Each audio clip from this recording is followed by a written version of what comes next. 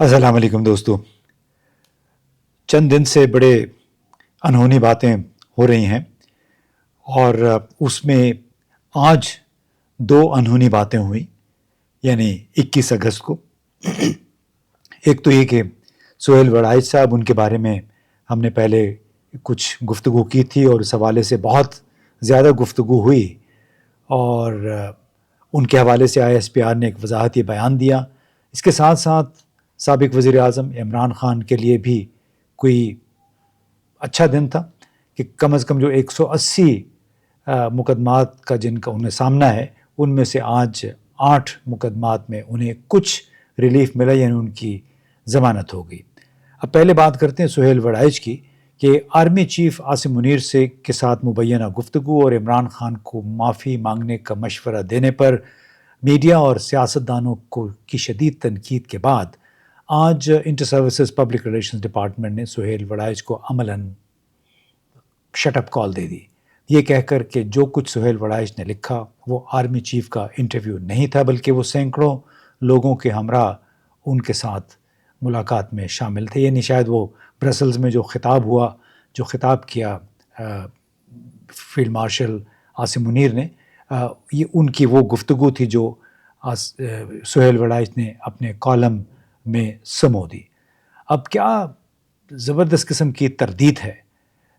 कई दिन की मज़म्मतों और शदीद रद्द-ए-अमल के बाद। गुज़िश्ता रात हालांकि मेहर बुखारी के शो में वज़ीर आज़म के मुशीर राना सनाउल्लाह ने सोहेल वड़ाइच के बयानात को, उनके मज़मून को दुरुस्त करार दिया और आज बड़ी अनहोनी हुई कि DG ISPR ने सोहेल वड़ाइच के बयानात को मनगढ़ंत करार दे दिया।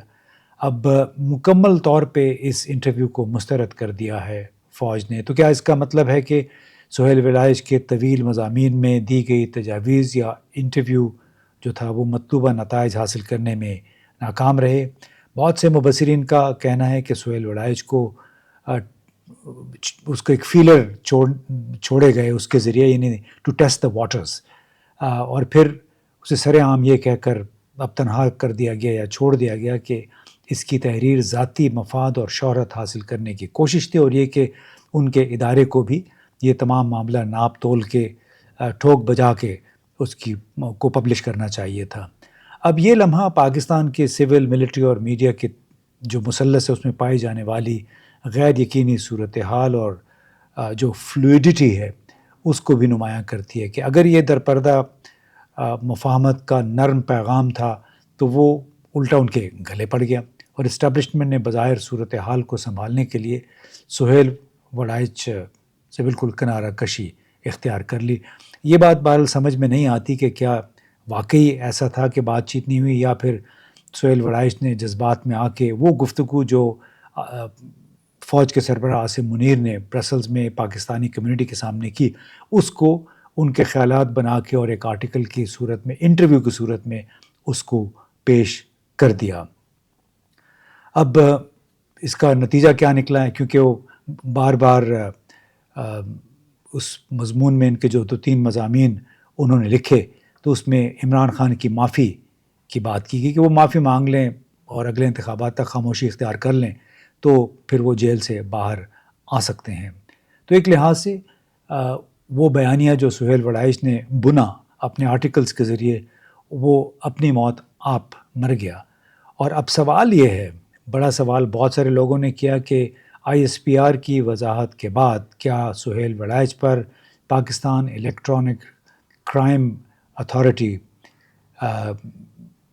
के जो कुछ दफ़ात हैं, क्या उनका इतलाक़ उन पे होगा ऐसी बातें लिखने पे, जिसको उन्होंने ISPR ने कहा कि वो ज़ाती मशहूरी के लिए, ज़ाती फ़ायदा उठाने के लिए उन्होंने ये सारी बातें गढ़ी, बिल्कुल मनगढ़ंत करार दिया। तो क्या अब उन पे क्रैकडाउन होगा, उनका बैंक अकाउंट बंद होगा, उन पे किस किस्म का उनके ख़िलाफ़ एक्शन होगा,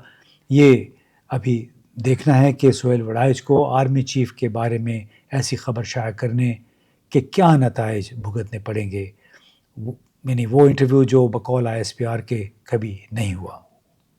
अब आ जाते हैं इमरान खान की तरफ के जो 9 मई के मुकदमात के साथ साथ जो جو توشہ خانہ اور القادر ٹرسٹ کیسز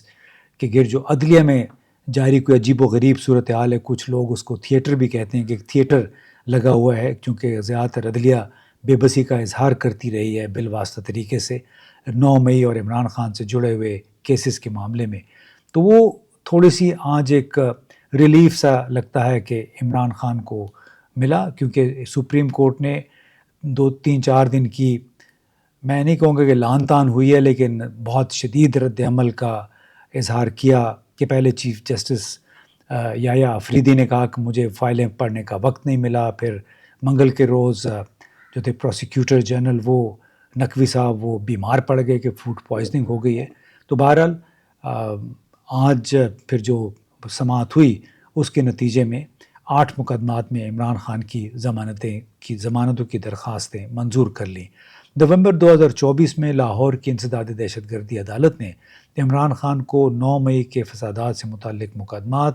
جن میں لاہور کے کور کمانڈر کے گھر پر حملہ بھی شامل تھا، اس میں ضمانت دینے سے انکار کر دیا تھا. اس کے بعد عمران خان کی اس فیصلے کے خلاف درخواست کو لاہور ہائی کورٹ نے 24 جون کو مسترد کیا، اور پھر عمران خان نے سپریم کورٹ سے رجوع کرنے کا فیصلہ کیا. یحییٰ آفریدی یعنی چیف جسٹس آف پاکستان کی سربراہی میں 3 رکنی بینچ، جس میں جسٹس محمد شفیع صدیقی اور جسٹس حسن اظہر رضوی شامل تھے، نے جب سماعت دوبارہ شروع کی،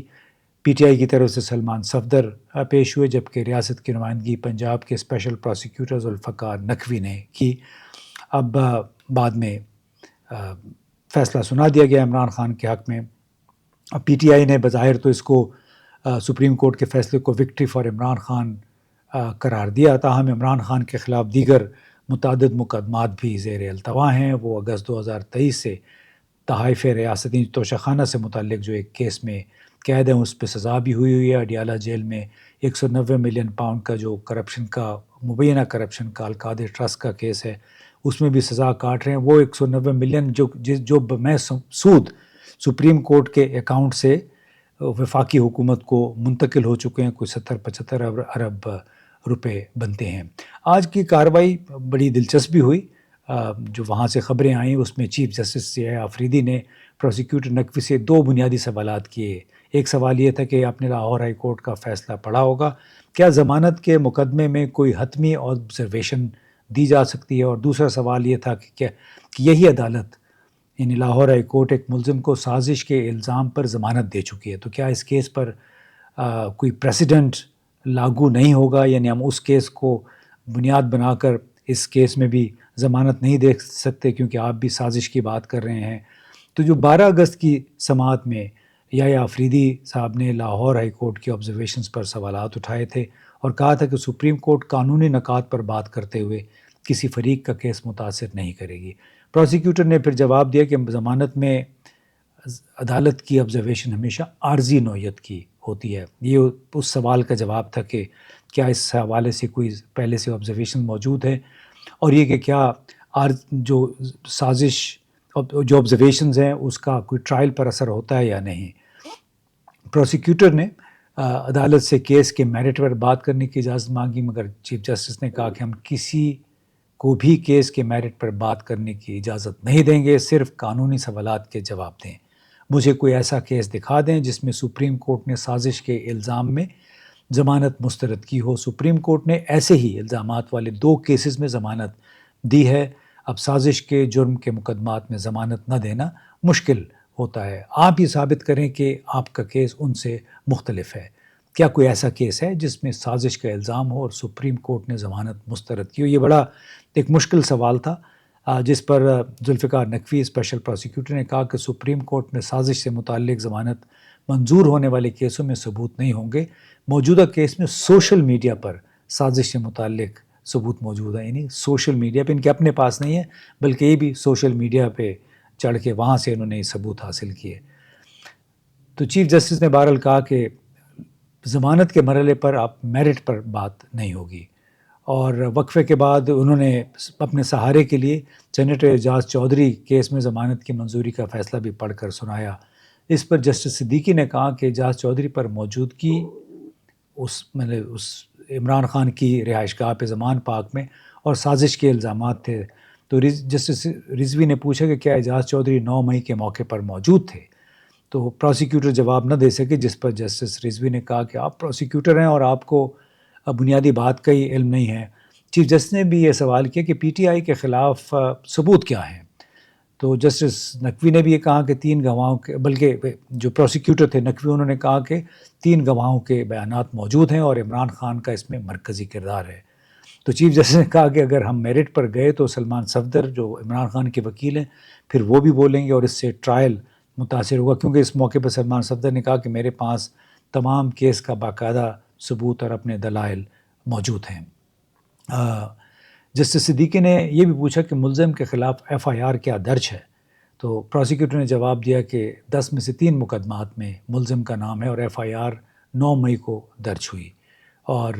یہ بھی بتایا کہ پولیس کو عمران خان کے 3 ٹیسٹ یعنی وائس میچنگ، فوٹوگرام میٹرک اور پولیگرافک کی اجازت